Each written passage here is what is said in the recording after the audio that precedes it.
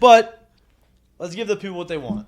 And what people want right now is to talk about and give our live reaction on the LSU Purdue result. Now, the result was very, very good. 63-7.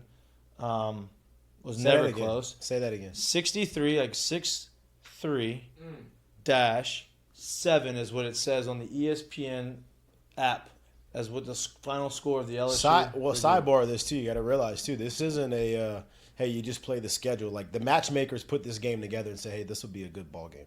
We should put these together. Should have played it in Atlanta. Now, I will say this. Now, LSU is missing their whole defensive line basically. And Purdue's missing a quarterback. Right, and Purdue's missing their quarterback and the receiver. Like everybody, both teams are shorthanded.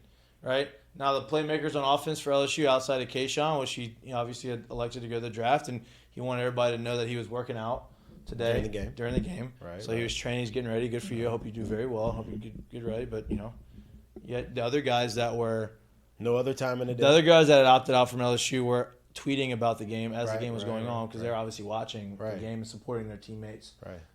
But to each their own. You have to get ready. Worry about your career. Hope you do well. But both teams are shorthanded. LSU had a lot of their playmakers on offense play. They played both quarterbacks. I was not expecting. We didn't know what was going to happen. How healthy is Jaden Daniels? You said if Jaden Daniels is healthy, it's his start. He's going to get the guy. I believe we all agree with that. I didn't know how much they were going to let Nussmeier play. I thought it was a good idea and a good smart move by Brian Kelly to say, I'm going to let both guys play. Jaden got the start. They had one bad drive. He said, okay, boom. Touchdown drive. Nuss goes touchdown drive. Jaden comes back, touchdown drive. Then Jaden goes touchdown drive. I'm wondering how much, too, like, when they popped in the film on these guys all week and they say, hey, listen, I'm not trying to, like, downplay our opponent. We will beat them very handily if we play well. Yeah. And that they, from that point on just said, hey, look, we're going to let both of these guys play because we're going to win this game. And look, Nuss didn't take a lot of gambles. I don't think he had to, right? Threw one pick late in the game. Yeah, it was and that wasn't a gamble, it was a bad throw. It wasn't a gamble, but it was a right. It was an underthrow fade route. He didn't throw it really high enough. He didn't give. You don't really see guys like under, and it's weird too because of his arm trajectory talent. wasn't like it high. just it just was never really there.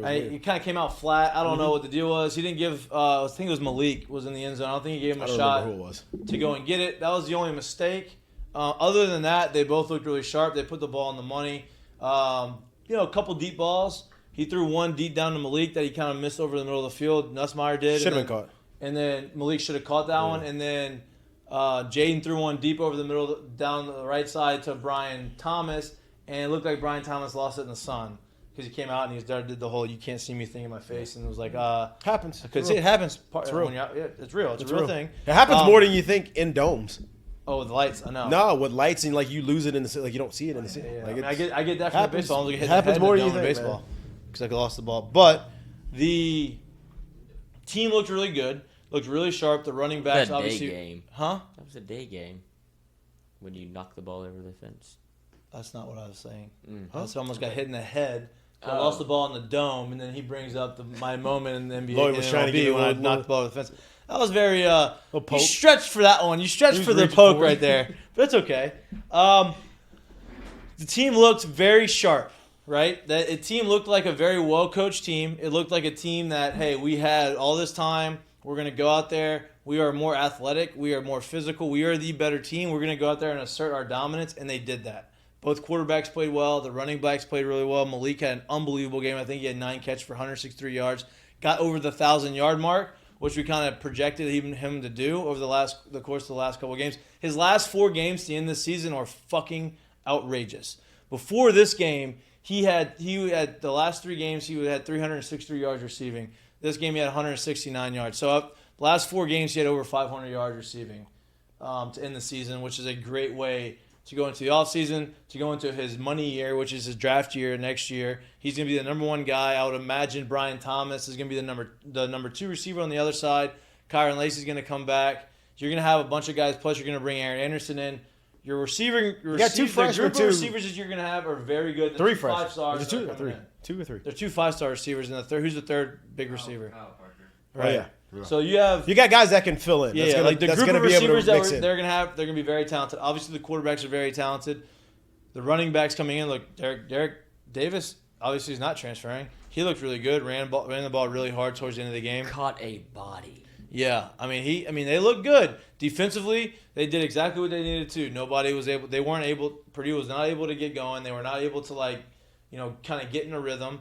You had the guys who announced that they were coming back. Major Burns played well. Yeah. Greg Brooks played well, had an interception. You had all these guys. Mikkie Wingo played well. All these guys that say, "Hey, I'm coming back." Bernard Converse had a great. You had these guys who say, "Hey, I'm going to be leaders of the defense." Show why they're going to be leaders of the defense, and I think that bodes well going into the offseason. Did you see anything in the game that you would like to discuss that I didn't hit on, or do you want to, highlight some of the stuff that I talked about? Just really give your point of view on it, please. I watched the team for the most part, play a pretty complete ball game.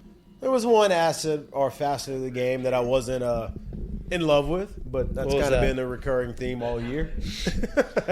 But it didn't. Obviously, it didn't bite him in this game. But the team looked good, man. To be off for that long, pretty much a month. This is a huge recruiting time. This could easily be lost where coaches are traveling a lot. Game plan can kind of be lost in the fray for a game that at the end of the day is not huge. Doesn't matter. It was cool to see that they approached it obviously like the game mattered. They've obviously been recruiting their ass off. That hasn't slowed down any.